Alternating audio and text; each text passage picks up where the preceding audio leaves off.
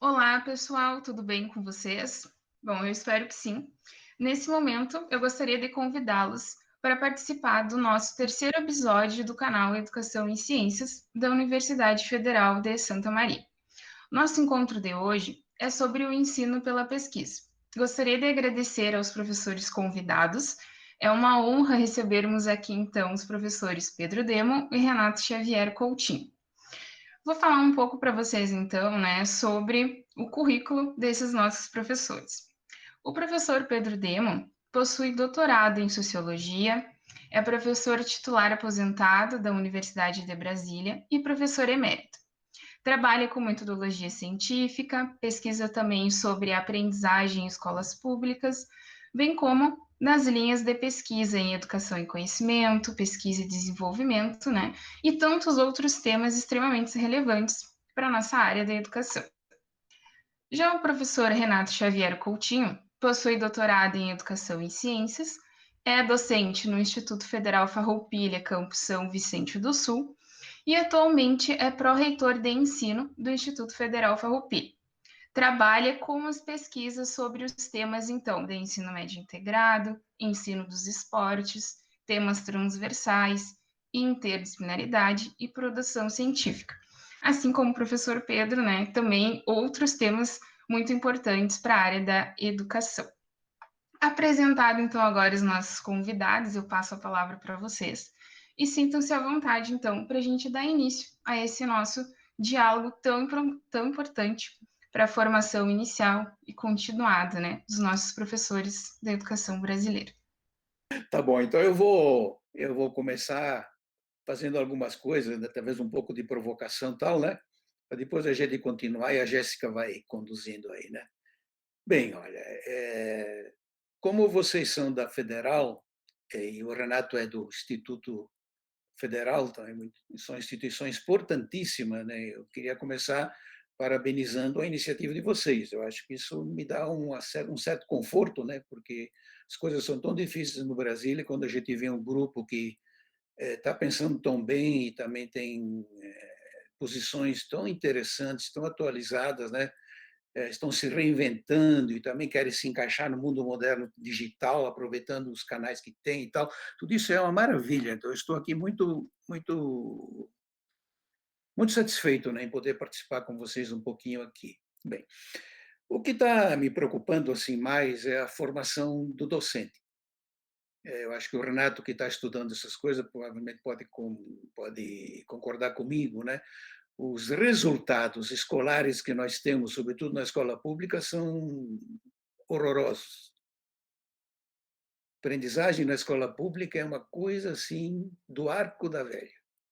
Vamos tomar matemática, que é uma coisa importante, hoje mais importante ainda, até porque muitas profissões digitais exigem muita matemática, como programação, analítica digital, estatística dos grandes dados, essa coisa arada toda, né? Exige muito essa formação. Para vocês terem uma ideia, acho que vocês sabem, né? Em São Paulo, capital, o aprendizado de matemática em 2019 foi de 4% no ensino médio. 4%. Em Brasília, aqui onde eu vivo, 6%. Então, assassinaram matemática já há muito tempo. Matemática não existe na escola. Tem gente que dá aula de matemática, mas não tem qualquer importância. Não tem peso nenhum. Não chega a lugar nenhum. É zero. E nós continuamos dando essa mesma aula, continuamos fazendo esse mesmo currículo, continuamos formando o professor do mesmo jeito. Então, olhando as coisas, né, eu cheguei para o meu gasto, assim, para a minha atividade, a uma trilogia. O professor precisa ser autor, cientista, pesquisador. É o que todos os professores universitários são. Só que essa formação começa no mestrado. Antes a gente nega. Nega o graduando, nega quem está no ensino médio, nega quem está no ensino fundamental e nega quem está no pré-escolar. Enquanto que existe um acordo enorme hoje em dia no mundo todo, que educação científica e coisas similares começam no pré-escolar. Então é só olhar esses grandes educadores infantis, né, tipo Montessori, tipo Piaget, tipo Freinet, qualquer um que vocês pegarem. Eles sempre dizem, a criança tem uma vocação inata à curiosidade, à ciência, a perguntar, a duvidar, a experimentar, gosta de quebrar as coisas para ver o que tem lá dentro, pergunta tudo, entendeu? Só que a gente vai silenciando a criança. Ela vai subindo, chega ao ensino fundamental, aí ela é sentada numa carteira e tem que escutar um professor falando. Toma nota e faz prova. Quer dizer, nós estamos matando essa criança. Todo aquele cabedal, toda aquela energia que ela tinha de perguntar, de se apresentar, de ser protagonista, de querer participar, morre. Basta olhar a trajetória da alfabetização, que deve acontecer nos 3 primeiros anos. Depois de 3 anos, nem metade se alfabetiza. Tem estados onde 20% se alfabetiza. Isso aí já degringola tudo. Quem não se alfabetiza direito, não se alfabetiza nunca mais. Vai chegar até o ensino médio.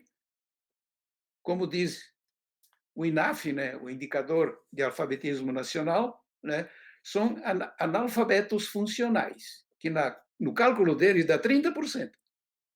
30% dos brasileiros são analfabetos funcionais, embora os analfabetos tradicionais sejam 7, 8%, qualquer coisa assim. Não é? Então, nós não estamos dando conta disso.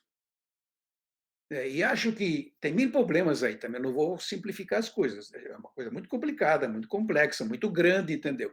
Mas eu acho que a figura fundamental da mudança disso é o professor. Então, por mais que a gente tenha que criticar o professor, a gente precisa cuidar dele. Precisa cuidar do professor, é cuidar, o termo é esse, cuidar. Implica também criticar, claro, nós todos somos criticáveis, questionáveis, a gente aprende da divergência, a gente aprende discutindo, a gente aprende fazendo coisas diferentes e não com amém. Amém é na igreja, aqui não tem amém. Então, a gente tem que voltar a discutir isso aí. O que mais me incomoda, não sei se vocês concordam comigo, é que a universidade não aceita discutir. Nós temos um grande problema na universidade. Ela não aceita discutir a formação docente.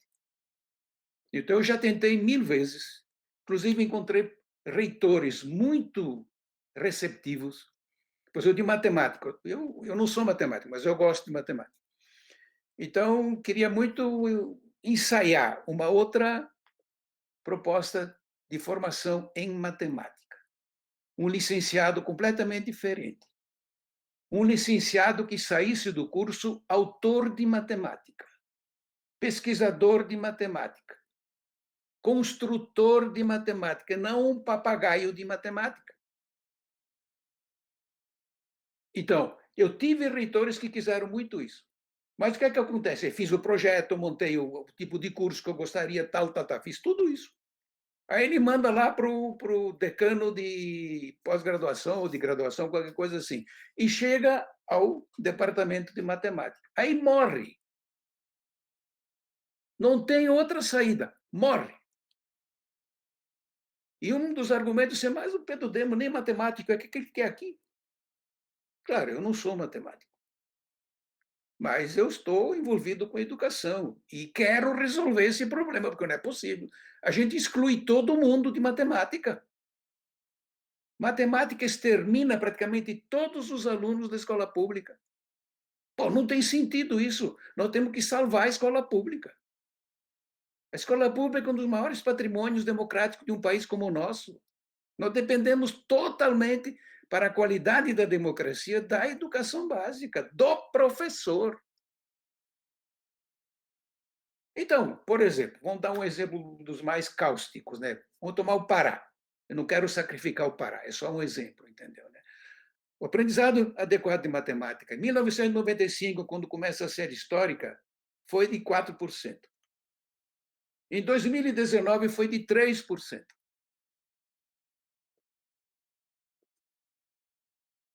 E o que vai acontecer no ano que vem?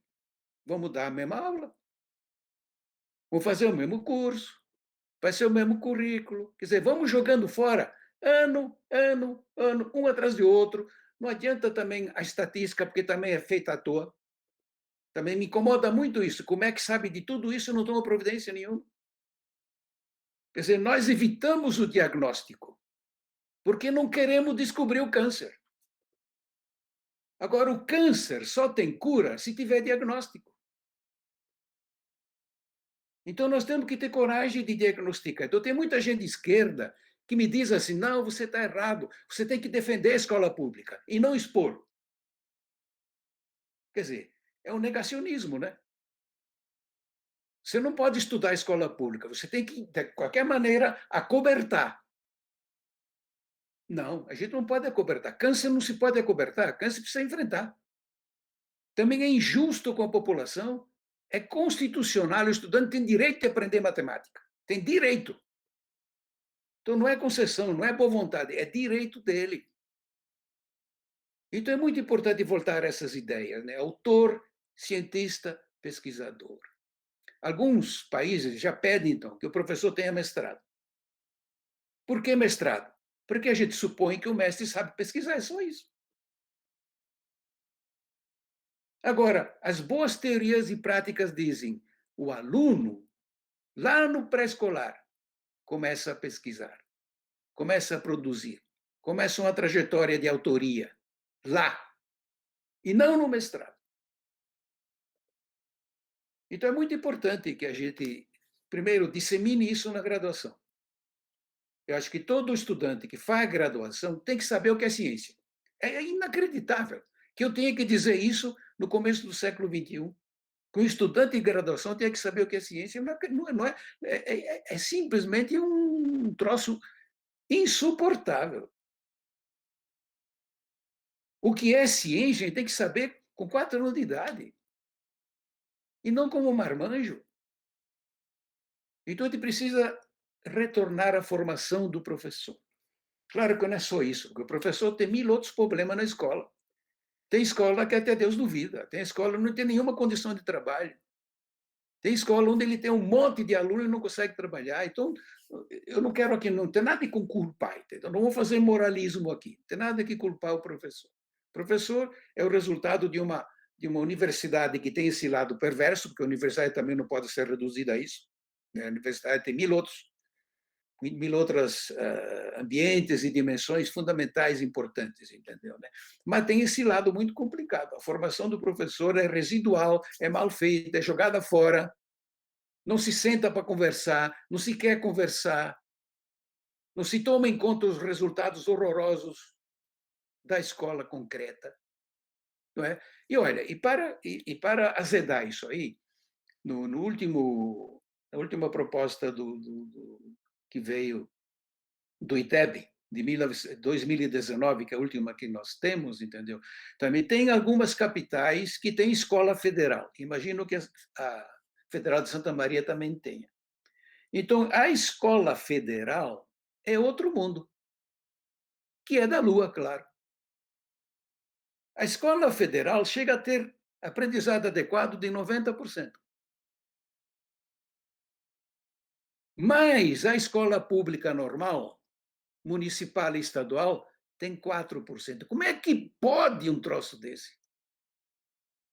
Enquanto que a escola privada joga fora 80% da população porque não pode pagar, a escola federal joga 99%. Então, eu não sou contra a escola federal, mas é essa que nós temos que ter. É essa que a Constituição defende. E também comprova claramente que é possível aprender. Pô, se na escola federal é possível aprender, claro, tem que dar um desconto. Na escola federal não estuda o marginalizado, estuda o filho do professor. Agora a gente pode passar a palavra, né, professor Renato, já que o professor Pedro vinha falando sobre a eficiência, a qualidade dos institutos federais, né, quanto ao ensino, quanto à qualidade, a resposta que a gente tem em relação às escolas estaduais e municipais, né? E o professor Renato, ele tem experiência nas escolas, na escola federal, e eu acredito que a gente pode dar seguimento, né, a essa Tá, discussão. ok, concordo. Então, primeiro, bom dia, né? Fazer uma breve apresentação. Primeiro, parabenizar a equipe do PPG Educação em Ciências pela iniciativa de organizar esse evento, né? Dizer que é um prazer estar participando, uma vez que eu sou egresso do programa, né? Lá das primeiras turmas, olhando ali, eu já tenho 10 anos do meu mestrado, né, que eu fiz no PPG Educação em Ciências, então para mim é um motivo de satisfação estar retornando. Lógico que eu estou sempre em contato, porque eu consegui, depois de terminar o programa e trabalhando como docente, hoje sou professor do programa também, então sou orientador, e isso dá uma satisfação muito grande, porque a gente vê a dedicação dos estudantes, enfim, isso é muito, muito importante, né, para trazer essas discussões. E dizer também que é um prazer estar compartilhando, né, essa mesa virtual com o professor Pedro Demo, né, do qual sou, né, fui e sigo sendo leitor das suas produções acadêmicas, dos seus livros e artigos. Inclusive, conversava ontem com a Jéssica sobre o seu último artigo, que fala sobre educação profissional, né, que é o que foi publicado ali no final de 2020, início de 2021. Então, é um prazer estar compartilhando essa mesa redonda. Então, eu sou professor de educação física, essa é a minha graduação inicial, e atuo no Instituto Federal Farroupilha desde 2012, né? Sempre em sala de aula, e dentro do instituto eu atuei em todos os níveis de ensino, sempre priorizando o ensino médio, até pela minha formação, né? Então, desde 2012 atuando no ensino médio integrado, mas tive atuação na educação de jovens e adultos, nos cursos de licenciatura e também no nosso mestrado institucional. Nós temos um mestrado que se chama ProfEPT, que é um mestrado em rede que envolve todos os institutos federais do Brasil hoje. Então, cada instituto possui uma unidade, e essas unidades do ProfEPT estão espalhadas por todo o Brasil e discutem a educação profissional e tecnológica. Então, para mim, assim, é um motivo de muita satisfação, né, estar tá participando, então, dessa fala. Fazendo uma breve apresentação, o professor Pedro Demo falou de vários assuntos, e hoje eu estou como pró-reitor, já há 3 meses, pró-reitor de ensino, do meu instituto, e assumindo no meio dessa pandemia, né, com inúmeros desafios.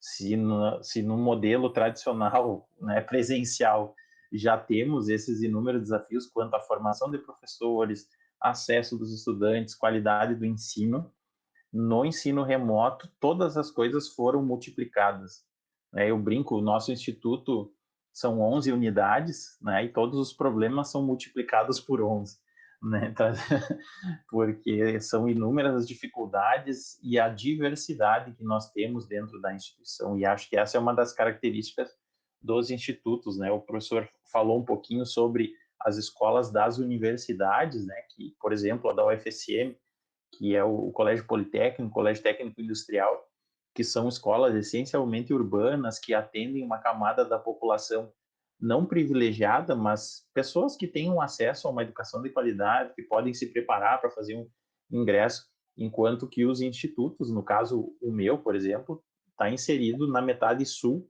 que é a metade mais pobre do Rio Grande do Sul, em municípios, né, de baixíssima densidade populacional, né? O campus onde eu atuo, São Vicente, o município tem 8 mil habitantes e o instituto tem 2 mil estudantes. Então, a gente tem, para, né, ter uma ideia da diversidade. Então, acaba que nós atendemos uma parcela muito humilde da população. E esse ano, em função da pandemia, nós não fizemos o processo seletivo, fizemos o processo por sorteio, não por prova, como era feito. Então, ingressaram estudantes, e isso tem sido bem interessante para a nossa instituição e causado um estranhamento, logicamente, pelos docentes, pelos coordenadores de curso, enfim, né, que é a questão de atender estudantes que não chegam dentro daquela expectativa que se cria, né, de que os estudantes tenham domínio dos saberes, e isso tem sido bem importante para iniciar as nossas discussões de formação dos professores aqui na instituição, né, porque, enfim, é um processo completamente diferente, um trabalho virtual, distanciado, e nós não fomos, né, e não estamos preparados para isso.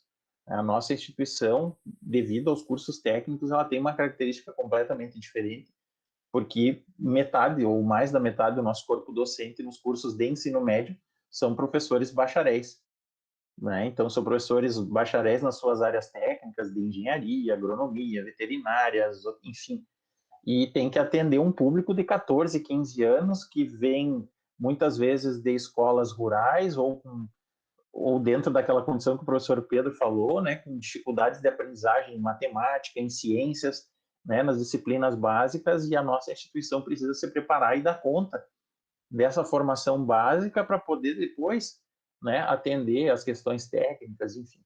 Então, né, nós temos esses desafios dentro da nossa instituição e, ao mesmo tempo, né, temos buscado, a partir das nossas licenciaturas, e acho que essa é uma característica extremamente importante dos institutos federais e que faz com que a gente possa ofertar um ensino de qualidade em regiões, né, normalmente desfavorecidas dos serviços públicos, é a questão da verticalização do ensino. Então, nós temos professores que atuam no ensino médio e, ao mesmo tempo, na licenciatura.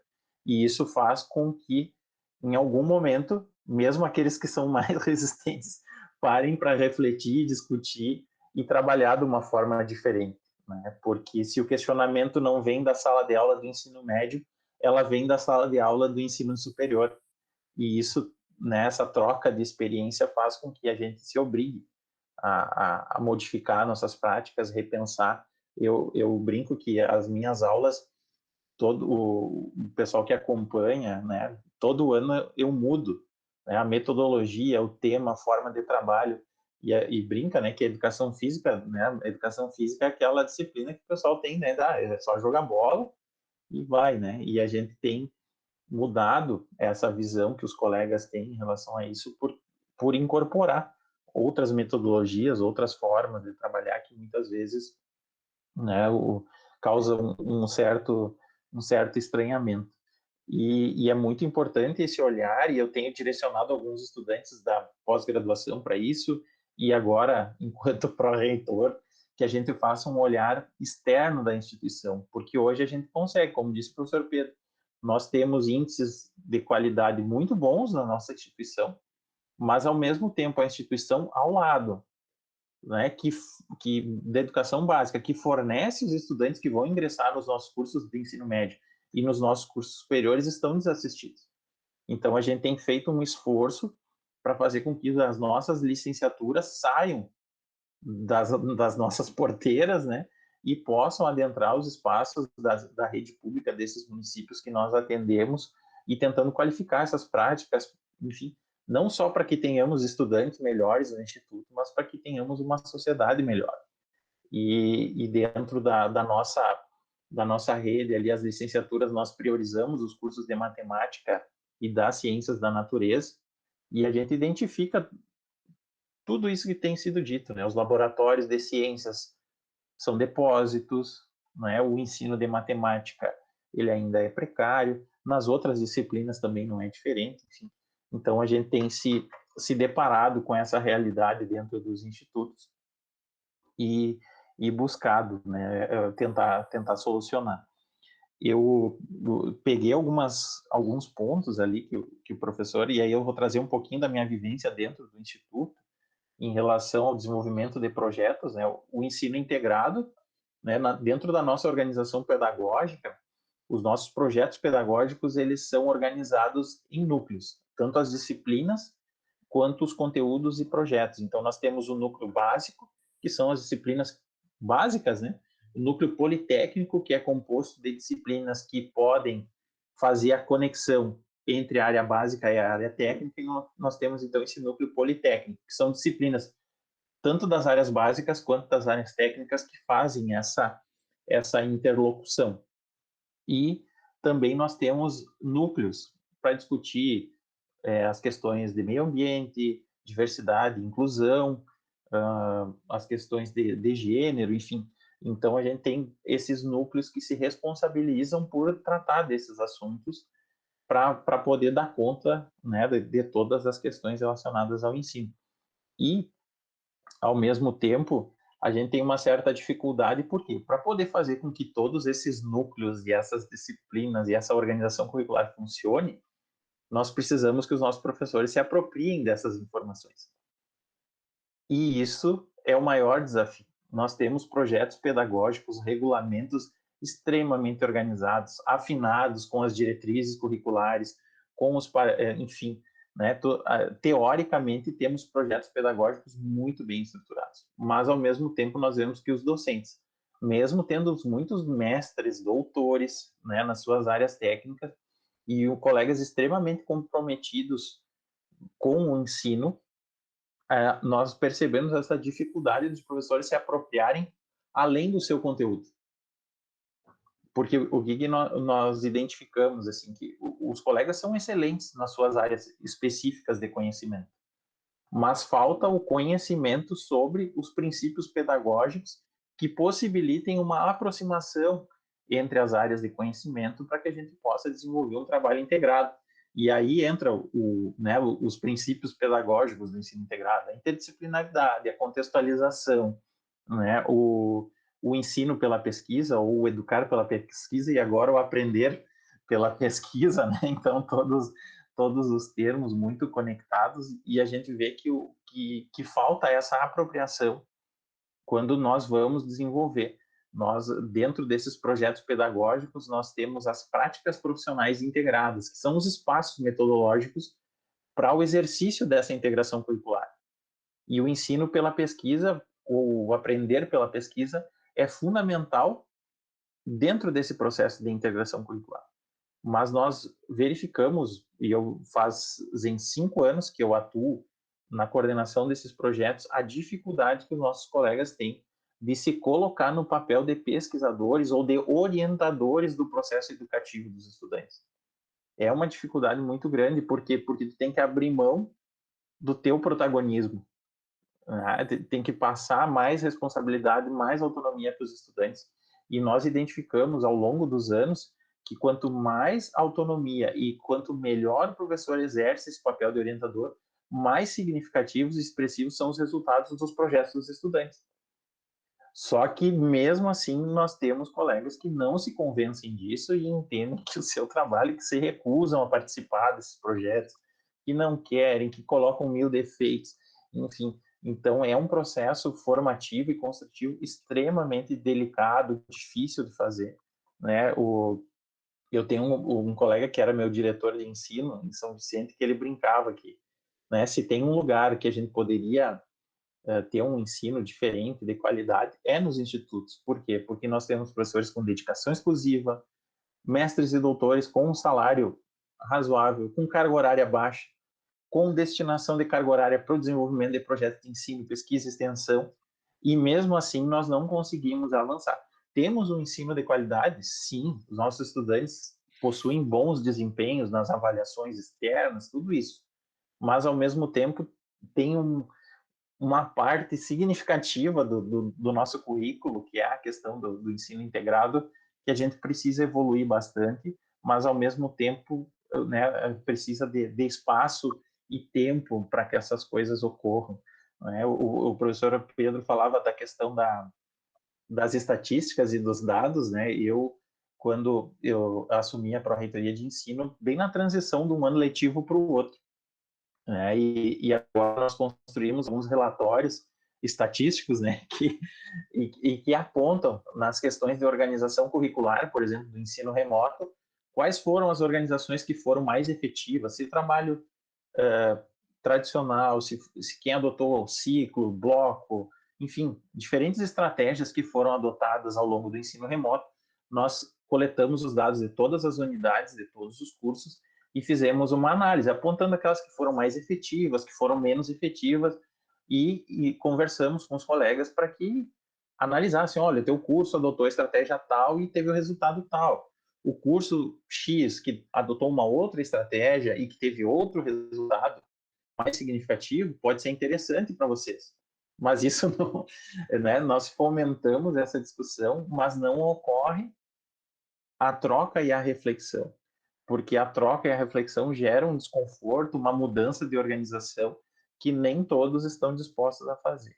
Então, são desafios enormes que nós temos, mesmo numa condição que eu posso afirmar, né, dentro do Instituto, apesar de que alguns colegas não, mas nós temos uma condição privilegiada de trabalho, né, com estrutura, com recursos, com bons estudantes, com bons técnicos administrativos, laboratório, estrutura, enfim.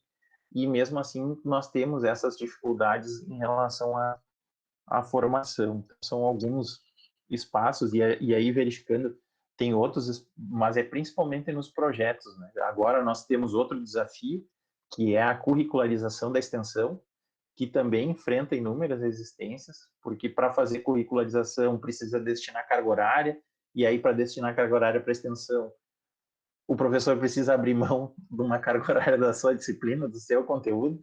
Então, eu vejo assim como um desafio muito grande fazer com que os colegas tenham o mesmo comprometimento que tem com o seu conteúdo, com a sua disciplina, que eles tenham também com o processo de ensino-aprendizagem. E a gente muitas vezes não vê isso, né? O professor tem um comprometimento muito grande em seguir o currículo, seguir as ementas e os conteúdos e desenvolver tudo isso, mas não se preocupa se o estudante aprendeu, se ele não aprendeu, e ele muitas vezes não tem a disposição para rever os métodos de sala de aula, de avaliação, para dar conta dessas questões. Então, esse tem sido um desafio da nossa instituição, da nossa realidade. E aí eu devolvo a palavra a Jéssica, ou o professor Pedro, e quem quiser se manifestar para depois seguirmos. Professor Pedro, se quiser dar seguimento. Sim, um pouquinho a fala do Renato, que achei espetacular. Então, acho que nós precisamos disso, então, né? Acho que ele está numa posição também de comando, né? E está percebendo, está sabendo analisar, também segue os dados. Acho que nós precisamos dessa cabeça, assim, olhar os dados, fazer diagnóstico, né? Não esconder a cabeça debaixo da areia, que não adianta nada. Então, acho que todas as instituições precisam mudar. A única não, uma das que não gostam de mudar, não querem mudar porque se acham dona da mudança, é a universidade. Então está ficando uma igreja velha, né, onde só tem amém. Pesquisa é ralinha, né, aprendizagem é ralinha e tal. Então acho que nós temos que andar para frente, entendeu? Então uma coisa importante hoje em dia é o professor entender que ele está a serviço do aluno. Se o aluno não aprender, ele não tem lugar. A razão dele é a aprendizagem do estudante. Ora, os dados dizem assim veementemente: os alunos aprendem muito mal, muito pouco, vai subindo para o ensino médio, a gente vai descendo, que a gente sobe para baixo. Né? Então, não tem sentido isso. Nós estamos jogando fora a escola pública. Eu acho que não dá. Não pode jogar fora a escola pública, é um patrimônio do tamanho do país. Nós temos que dignificar. E aí também tem que cuidar do professor. Porque acho que o professor também está muito chateado, né? Ele tem, às vezes, uma história complicada, né? Além de mal formado, ele também pode não ter salário adequado. Por exemplo, mesmo no Rio Grande do Sul, eu andei por alguns lugares, hoje não conseguem preencher o salário mais básico dele, não conseguem preencher. Eu nunca imaginei, pensei que isso fosse lá de não sei onde, mas não no Rio Grande do Sul. Então não tem sentido um professor ganhar 2, 3 mil reais por mês, não tem sentido, isso não é salário de professor. Se você olhar a própria Constituição, quando ela define o salário mínimo, se nós fôssemos coerentes, seria 4 mil reais. 4 seria o salário mínimo, na definição da Constituição. Se o professor não ganha nem isso, pô, né? Então não vamos simplificar as coisas, é tudo muito complicado. Acho que também a visão que o Renato passou de complexidade, de cuidado, de olhar todos os lados também, de entender todas as histórias, todas as trajetórias, é muito importante. Mas nós temos que resolver. Não é possível que a gente joga fora todo esse dinheiro, toda a escola pública para nada. Para quem, entendeu? Quem é que tem interesse em tamanha miséria? A quem interessa essa miséria toda? E aí, pessoal, gostaram do nosso terceiro episódio, parte 1, debatendo sobre o aprender pela pesquisa? Eu espero que sim. E convido vocês, então, para assistirem a parte 2 deste mesmo episódio, que será lançado daqui a uma semana. E antes de eu me despedir de vocês, eu queria convidá-los a se inscrever no canal, caso você ainda não seja inscrito, compartilhar com os amigos e colegas os vídeos presentes aqui e ativar o sininho para que você também possa acompanhar os novos vídeos que serão lançados ao longo desse ciclo formativo para os professores. Abraços!